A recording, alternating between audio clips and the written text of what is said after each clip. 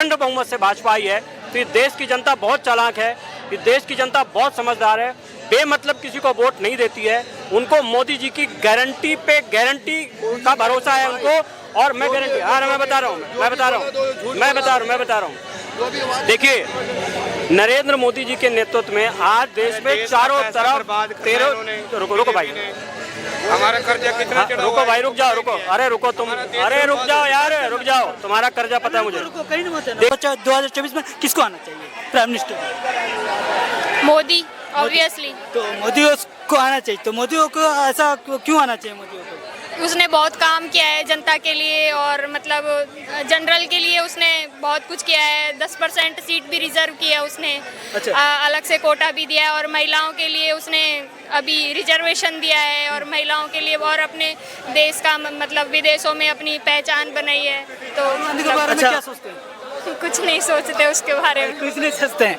तो अच्छा, एक बात बताइए, अच्छा जो 9 साल जो हुआ, जो केंद्र सरकार को जो हुआ, महिला लोग के बहुत कुछ बिल लेके आया है, तो आपको क्या लगता है कि 2024 में सबसे राहुल गांधी क्या 2024 में प्राइम मिनिस्टर बनने में स्टैंड खड़ा पाएंगे? बिल्कुल भी नहीं। क्यों नहीं कर पाएंगे? क्या कुछ आता जाता तो है नहीं, उसको क्या करें। लेकिन वो तो पढ़ा लिखा बंदा है, उसको तो आना चाहिए ना। कितना पढ़ा है वो? अरे भाई बहुत पढ़ा है, वो विदेश में पढ़ा है ना। जो महिला को लेकर आरक्षण लेके आया है, तो उस आरक्षण से आपको क्या लगता है कि उससे कोई फायदा होगा? जी, मुझे लगता है कि बिल जैसे अभी पास हो गया है, लेकिन उसको फोर्स में आने में टाइम है, क्योंकि जब तक डिलिमिटेशन होगा नहीं तब तक वो बिल फोर्स में नहीं आएगा। तो मेरे हिसाब से इसको हम तुरंत इमीडिएट फायदा तो हम नहीं कह सकते, लेकिन मेरे हिसाब से अगर एक विचार किया जाए कि पार्टी अपने अंदर टिकट्स में ही महिलाओं को खड़ा करे, जैसे कि यूपी में कांग्रेस ने पिछले चुनाव में वादा किया था कि 40 सीट में वो महिलाओं को बिठाएंगे। तो अगर ऐसा कुछ बीजेपी और दूसरी भी जनता पार्टी और रीजनल पार्टीज भी करे तो वो ज्यादा फायदेमंद है। जी, तो अभी इस चीज़ों के लिए कहना है कि कांग्रेस ने भी हमला बोला था कि ये तो ये चुनाव के समय में क्यों वो लेके आए, तो इस चीज़ों के लिए आप क्या कहेंगे? हाँ, तो वो तो कह सकते हैं कि एक चुनावी दाव बीजेपी ने खेला है, इसमें कोई शक नहीं है, लेकिन जमीनी हकीकत क्या होगी ये तो अगले इलेक्शन में पता चलेगा कि महिलाओं की संख्या पार्लियामेंट में बढ़ती है कि नहीं, उसी से। तो ये आरक्षण से आपको क्या लगता है कि इस चीज़ों से कहना कि कुछ सुविधा होगा महिला को? हाँ जी, बिल्कुल सुविधा होगा। देखिए, democracy is all about representation. तो अगर महिलाओं का प्रतिनिधित्व बढ़ेगा पार्लियामेंट में तो महिलाओं को फायदा तो है ही, क्योंकि हमें लीडर्स मिलेंगे जो हमारे बारे में बोले। महिलाएं भी कनेक्ट कर सकती है, क्योंकि आज तक हमने यही देखा है कि एक पुरुष हमारे मुद्दे उठा रहा है पार्लियामेंट में, लेकिन अब वही एक महिला उठाएगी। तो मेरे लिए तो ये एम्पावरमेंट की बात हुई ना। अच्छा, ये भी कहा जा रहा है कि अभी महिला को लेकर ये भी कहा जा रहा है कि बेटी बचाओ बेटी पढ़ाओ, तो इस चीज़ों को लेकर कहना है कि कांग्रेस ने हमला बोलते आ रहा है, तो अभी ये भी कहा जा रहा है कि क्या महिला सुरक्षित है या नहीं है? महिला सेफ्टी, वुमेन सेफ्टी एक बहुत बड़ा कंसर्न तो आजकल है ही, और सिर्फ बीजेपी को टारगेट करना या सत्ता में जो पार्टी है उसको टारगेट करना ये एक अच्छी बात नहीं है। कांग्रेस की खुद के स्टेट्स में, जो कांग्रेस रूलिंग स्टेट्स है, क्या वहां पे महिलाओं की सेफ्टी वो इंश्योर कर पा रहे हैं? क्या उनके पास ऐसा स्ट्रॉन्ग ग्राउंड है कि वो बीजेपी को क्रिटिसाइज कर सके? ऐसा तो कुछ है नहीं। मुझे लगता है इसको पॉलिटिसाइज ना किया जाए और एक सेफ्टी कंसर्न समझ के सारे पार्टीज मिलके ये सुनिश्चित करें कि चाहे वो सेंटर में रूल करें या चाहे अपने स्टेट में रूल करें, लेकिन से केंद्र सरकार आया है तब से इकोनॉमी डाउन में जा रहा है और बेरोजगार ज्यादा बढ़ रहा है।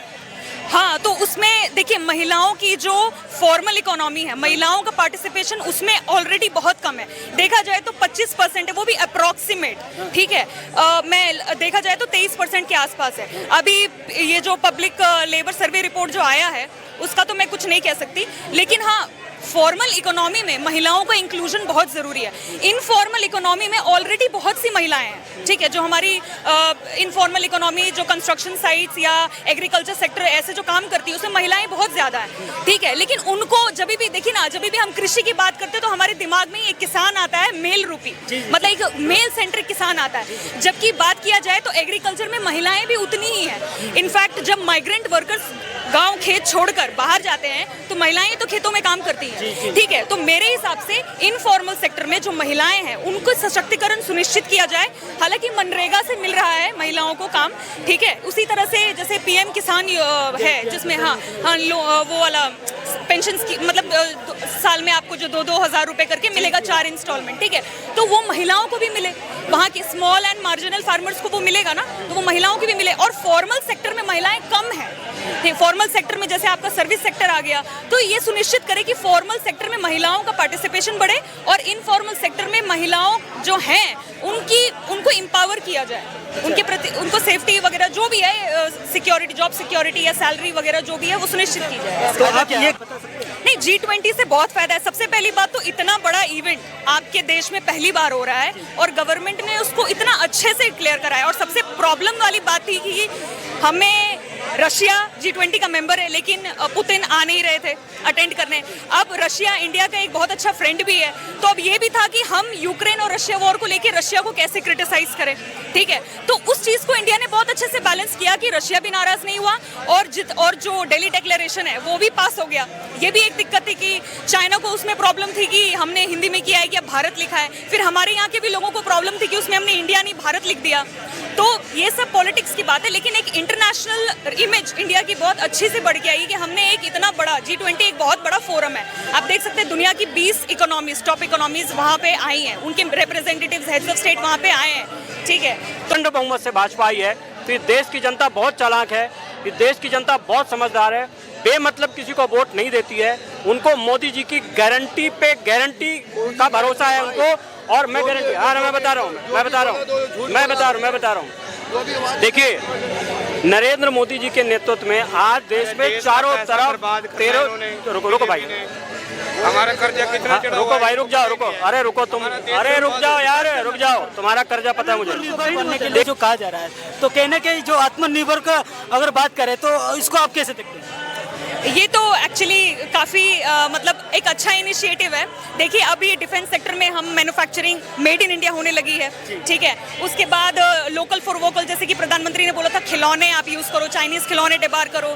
फिर गणेश चतुर्थी में पूजे, मतलब देखिए ना हम कितनी छोटी छोटी, मतलब गणेश जी की मूर्ति के लिए हम चाइना के ऊपर डिपेंड है। इससे ज़्यादा शर्मनाक बात और क्या हो सकती है? दिवाली की लाइट्स के लिए हम चाइना के ऊपर डिपेंडेंट है। तो आत्मनिर्भर एक बहुत अच्छा इनिशिएटिव है, लेकिन गवर्नमेंट भी इसमें काफ़ी अच्छा काम करी। अब देखिए, गवर्नमेंट की तरफ से पैसा मिलने लगा है, थोड़ा सा लोकल इन्वेस्टर्स जो हैं, लोकल बिजनेसमैन जो हैं, उनको भी सपोर्ट मिलने लगा है। अब एक कल्चर इंडिया में डेवलप हो रहा है कि सिर्फ सरकारी नौकरी नहीं, हम अपना बिजनेस भी करें, हम इकोनॉमी में भी भागीदारी दें, ताकि कंपटीशन में आए, मार्केट में इंडिया भी एक कंपटीशन में आए। अदरवाइज चाइना के साथ हमारा ट्रेड सरप्लस काफ़ी, मतलब ट्रेड काफ़ी डेफिसिट में है, ठीक है। तो ये एक अच्छा इनिशिएटिव है और काम अभी ज़रूरत है काफ़ी काम करने की, आत्मनिर्भर, मुझे ऐसा लगता है। अच्छा, अभी ममता बनर्जी और नीतीश कुमार को आगे लाना चाहते हैं प्राइम मिनिस्टर। लेकिन देखिए, बात यह है कि ये ऑपोजिशन पार्टी में आपस में ही इतना क्या बोलते हैं, एक अंडरस्टैंडिंग जो है वो नहीं है। ये खुद ही नहीं डिसाइड कर पा रहे कि मोदी के अगेंस्ट चेहरा किसको बनाएंगे।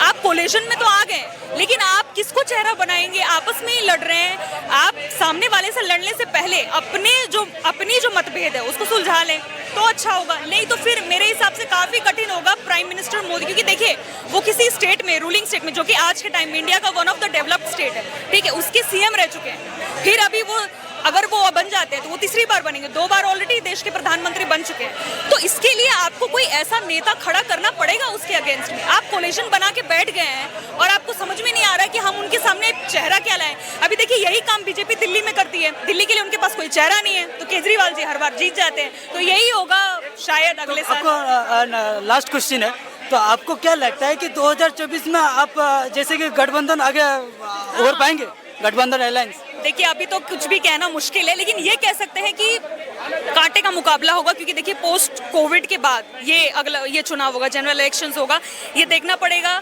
लेकिन एक बात है कि कोलिशन के पास कोई एक ठोस चेहरा नहीं है, या तो वो राहुल गांधी को ही खड़ा कर दे, लेकिन अब वो कभी कहते हैं नीतीश कुमार, कभी कहते हैं ममता बनर्जी, तो अब ये देखना बहुत मुश्किल होगा। क्योंकि इन सब जब हम देखते हैं सिर्फ चेहरे की बात पे, तो नरेंद्र मोदी के चेहरे का आप किसको देखते हैं 2024 में?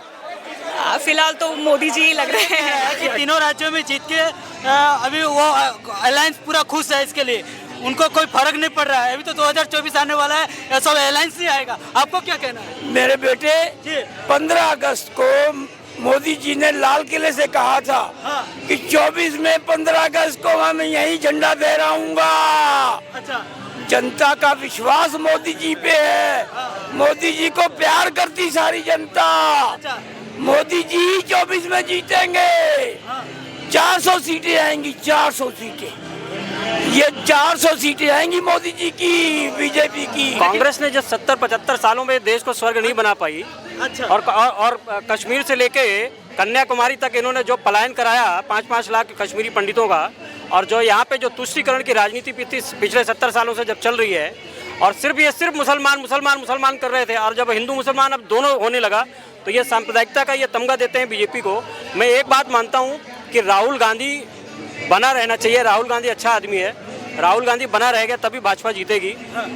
तेलंगाना में उसकी रैलियाँ कम हुई थी, 2-4 5-10 और रैलियां हो जाती तो वहाँ भी शायद बीजेपी। तेलंगाना में ऐसा क्या कमी रहेगी? तो देखिए ये शुद्ध राजनीतिक सवाल है, मैं शुद्ध राजनीतिक जवाब देता हूँ। तेलंगाना में भाजपा अभी इतनी मजबूत नहीं है, वहाँ इतना कैडर नहीं था, लेकिन इस चीज़ को मानना पड़ेगा कि 1 सीट से हम 8 सीट वहाँ हम जीत गए हैं, ये छोटी बात नहीं है। और इसके पहले निगम के चुनाव हुए थे, निगम में हमारी बहुत सारी अनएक्सपेक्टेड सीटें आई हैं जो हमें भी इतनी उम्मीद नहीं थी। लेकिन अगर मैं ये कहता हूँ कि 4 राज्यों के जो अभी रिजल्ट आए हैं, अगर 3 राज्यों में प्रचंड बहुमत से भाजपा आई है, तो इस देश की जनता बहुत चालाक है, इस देश की जनता बहुत समझदार है, बेमतलब किसी को वोट नहीं देती है। उनको मोदी जी की गारंटी पे गारंटी का भरोसा है उनको, और मैं गारंटी मैं बता रहा हूँ। देखिए, नरेंद्र मोदी जी के नेतृत्व में आज देश में चारों तरफ 13 रुको भाई, हमारा कर्जा कितना चढ़ा रुको भाई, रुक जाओ, रुको, अरे रुको तुम, अरे रुक जाओ यार, रुक जाओ, तुम्हारा कर्जा पता है मुझे। देखिए, देश के चारों तरफ, देश के इस कोने से लेके उस कोने तक अगर बड़ी बड़ी टनल्स बनाई जा रही हैं, बड़े बड़े हाईवेज बन रहे हैं, सड़कों का जाल बिछाया जा रहा है, इंफ्रास्ट्रक्चर मजबूत हो रहा है, अगर 70 एयरपोर्ट आज की डेट में चालू हैं, ये पहले नहीं, ये नेहरू और ये गांधी परिवार नहीं कर सकता था, ये एयरपोर्ट इतने नहीं बना सकता था। अगर आज की डेट में हर राज्य में एक एम्स बनाया जा रहा है, हेल्थ सेक्टर तुम्हारा ठीक हो रहा है, एजुकेशन सेक्टर को ठीक करने में ये लोग लगे हुए हैं। अगर उज्ज्वला के तहत गरीब औरतों को जो धुआं फूंक के उनको टीबी और कैंसर हो जाता था, उस समय से पहले उनकी मृत्यु हो जाती थी, अगर उन महिलाओं को गैस कनेक्शन मिल रहा है, अगर उन्हीं महिलाओं को पक्का घर मिल रहा है, उन्हीं को ऑनरशिप में महिलाओं को मालिक बनाया जा रहा है, जो घर बनाया जा रहा है 80% महिलाओं के नाम पे वो घर दिए जा रहे हैं, उनको ऑनरशिप दी जा रही है। अगर इतने सारे काम हो रहे हैं मेरे भाई, तो वोट किसको मिलेगा यार? ये पहले ये कर लेते ना। इनको किसने मना किया था? किन्होंने इनको मना किया था कि इंफ्रास्ट्रक्चर देश का मजबूत करो, दुनिया में जाओ, अपनी जगह बनाओ, दुनिया तुम्हारी सुने। आपको पता है दुनिया इनकी सुनती थी, मनमोहन सिंह को आपने देखा पीछे खड़े रहते थे हाथ बांध के। आज जब मोदी जी जाते हैं तो आगे आगे होते हैं, और सारे दुनिया के बड़े बड़े टॉप लीडर उनके पीछे पीछे होते हैं, उनके साथ में होते हैं, कंधे से कंधे मिला के चलते हैं। तो भाई कुछ तो दम है ना यार। तो इसमें मैं कह रहा हूँ बुराई क्या है? ये देश की जनता अगर उनको प्यार करती है, देश की महिलाएं उनको सम्मान करती हैं, मोदी जी को अपना गार्जियन मानती हैं, तो क्या बुरा है भाई? ये जितने लोग बोल रहे हैं ना, ये सिर्फ दुष्प्रचार के लिए आते हैं, इनको दुष्प्रचार करने दो। सच्चाई यही है कि देश में भाजपा अगले 50 साल तक कहीं नहीं जाती है, क्योंकि भाजपा ने काम 10 सालों में जो किया है, अगले और 10 सालों में देखना ऐसा काम करेंगे। 2047 तक आदरणीय मोदी जी का ये संकल्प है कि 2047 तक हम इस देश को विकसित बना देंगे, विकासशील नहीं, विकसित बना देंगे हम।